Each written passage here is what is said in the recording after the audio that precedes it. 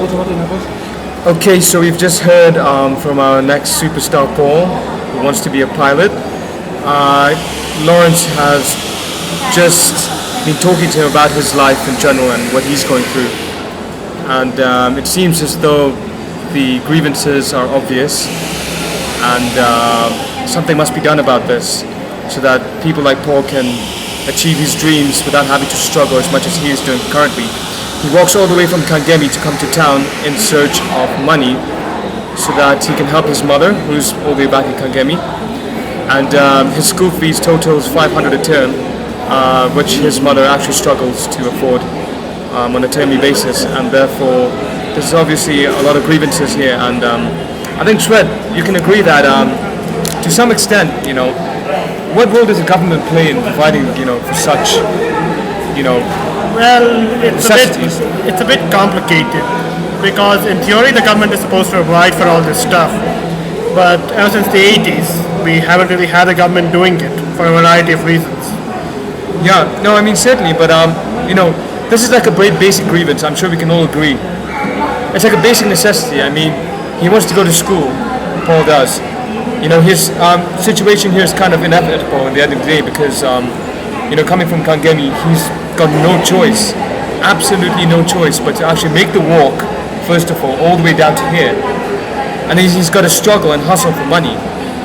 And in doing so, part of it will go into school fees. The other part will go into, acquiring food and the basic needs, which essentially the government really should be providing, I mean, it's as cliche and as vague as it sounds.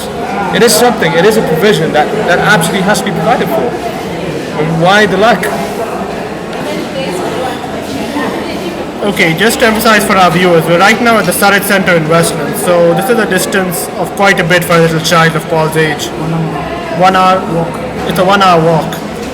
And judging by the fact Paul's been here all day and he's on his feet, you can understand how exhausted I would be. I can't imagine doing it as an 11-year-old.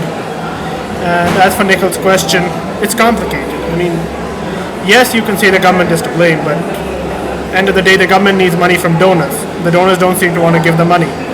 So, who's to blame? I get that Shwed does a pet peeve every week. I think today I'm going to have a small rant of my own. And before I hand over to Lawrence, who also has something to share with us. In all essences, the government has a responsibility to its people. Again, as cliche as it sounds, we're politics students.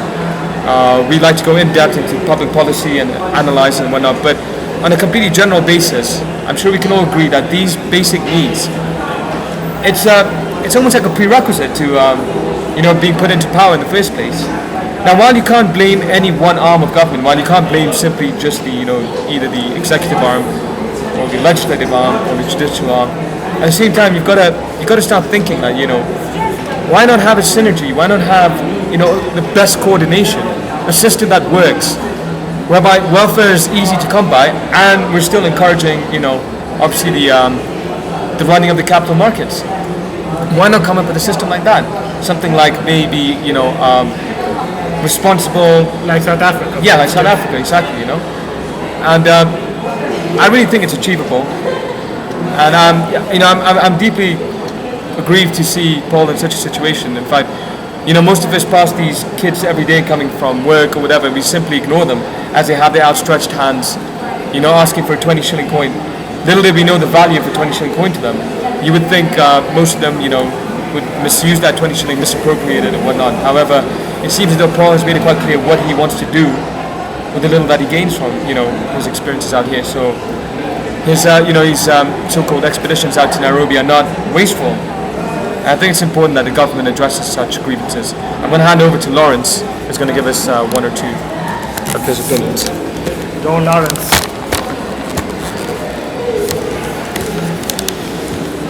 So right now it's 4 o'clock in the evening. Paul has been in town the whole day. So far he has made 23 shillings since morning. That will only cover maybe a cup of tea or something like that. That's how hard life is to him. He has a dream of becoming a pilot. It's such a big dream, but I'm not 100% certain that it's an easy dream to achieve. The government has a role to play. Put institutions that will make it easier for people to attain their dreams. Put better schools that are affordable for everyone. So far we've seen the government put up the free primary education. This should be extended to the secondary education and even the tertiary institutions to give everyone an opportunity to achieve whatever dream they have. The government should also get involved in making the country more interesting for investors to invest, so that at least there's employment for everyone.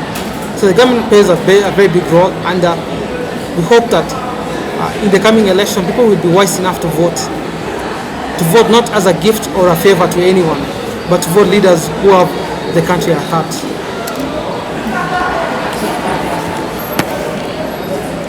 All right, Lawrence, we've heard you, and I'd like to add one or two things to this. Now, while we could sit here and complain about the government, I feel it's not just about that. It's not about sitting and complaining.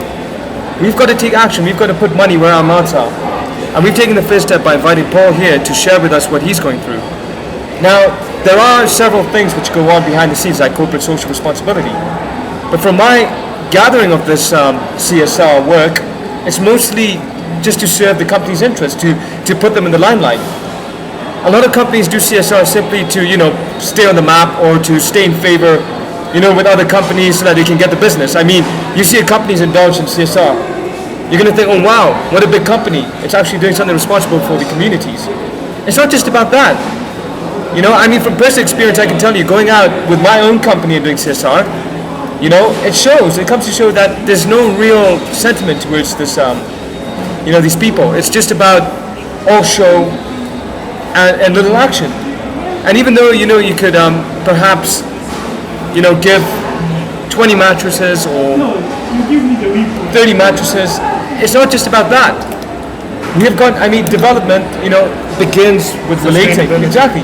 But it begins with relating to the people. You've got to form a relationship. You've got to forge some kind of relationship with the people in order to understand them better and what they're going through. And that's why we made the first step. We brought Paul out here. Paul is obviously going through something which hundreds and thousands of street kids will be going through. And we want to get to know these kids better. And eventually, I think we're going to get there. So let's not just complain about government. Let's take more action like this. And that's what the NDGK is here to do. It's here to propel the needs of these kids, and it's here to serve them. So stay tuned, guys, for our next podcast, which should be in about a week. And we're going to have a special sweat run soon. So stay tuned for that as well. Take care, everybody.